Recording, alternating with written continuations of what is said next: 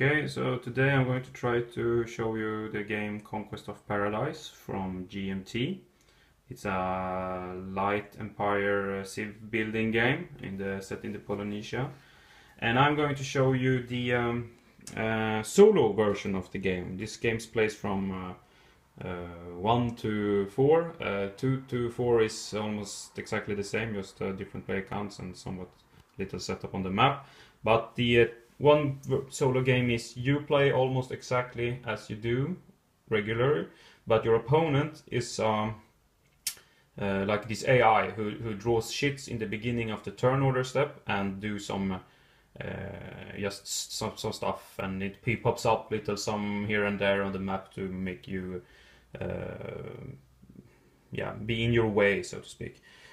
And this is my first video ever for a board game, and I'm recording with a iPhone 5s. So the quality is going to be somewhat of a potato quality comparing to many other videos out there. But for this game there is not so many videos, so maybe this will help someone at least. So I'm going to expect that you know the regular rules for the game, not very complex. You probably will understand them as I go along playing this. If you just look what the white player, the Tonga player that I am, I will follow all the regular rules for a regular game, but the red player will have the AI, so that you will also see in this game. And the quest is from 3 points. I get 1 point for every building I have. I have 2 buildings. The disc is just to show my home tile. And I get 1 point for each island group. This is an island group that is connected to my home civ tile, which is that one. So I get 3 points. And I need to get all the way up here, 30 points, before this cup of AI shits is pulled. Or drawn, so to speak. But you start with the 4 attack shits here. They will come mixed into this cup after the 6. When 6 have been drawn, they will come back in.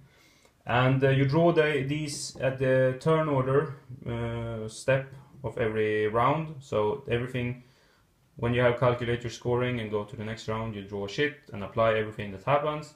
And then you do your turn as normal. So very easy, not so problematic. This video will be maybe about 7 minutes, 10 minutes, because I don't have so much space on my phone. So I will maybe put out 3 videos or 4 videos. Maybe not show you all the game, maybe 4 or 5 turns so you can see what will happen. And also I will probably make some mistakes, because I don't know all the rules in my head. I will flip through them, because you just pull a sheet and read through that area and then apply everything that will happen. So yeah, just start. In the first turn, only you, the player, do something, because the shits will start coming out from here in the second turn. So as you know, first thing that happens is explore. So I will put out my explorer here and draw from the cup, and I got a 1 knot, so I choose to go here. I draw from the cup, I get another, and I go here. We can show these are ocean, so not so good start for me. Oh, look at that, an island, and we have now 1, 2, 3, 4, 5 knots. Everyone who knows the game knows that you need to go back home. Whoop, he goes back home. No more exploring for him. If there would be 6 knots on these shits, he would be lost at sea, and I could not do any explorer next turn. For 1 to 0 to 4 knots, he can still come back. You can choose if you want to keep exploring or go home. But 5 knots, he needs to go home. So these are now ocean tiles we can travel through. These are unexplored, cannot travel through. This will now be an island. So we put that to the side and we draw a random island. Oh, very, very good island for me. And this is little special with this big island. First of all, you need to roll here and see what will happen. Basically, if the die result is less than the number of hexes that the Discover Island is away from Tonga, measures in hexes, establishes right, with no concern about intervening hexes, the island group controls by your opponent. So basically 1 in this case, because it's less. So here is 1 and 2. So if it's 1, because yeah, 2 is equal, and that was good for me. So if the die result is 1, he will have a unit here, otherwise he will not. Aha! Of course. So what you always do is he always gets transport canoe open, and then you will roll a die for each green hex 3 times. Every even result he gets a village, and odd results he doesn't get anything.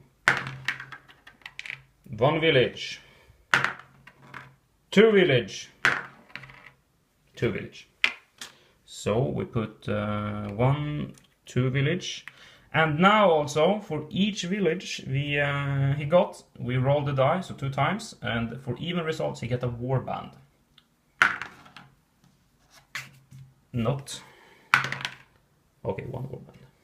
So he will have 1 warband.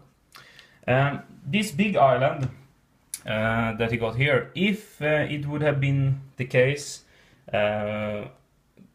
I roll off a 1, so which means he will have units here, but if I would have rolled a 2 or higher, he would not have had any units here. And in that case, it would be fine if it was just a regular 1 or 2 village large island. But this one, Tahiti, is quite big.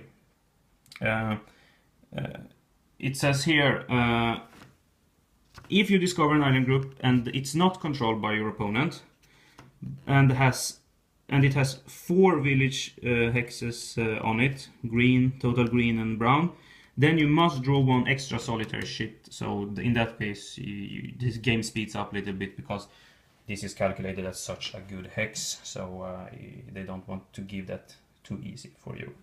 So my first exploration step went pretty bad. He is like twice as strong as me at this point, and he is in my backyard, so this will be problematic.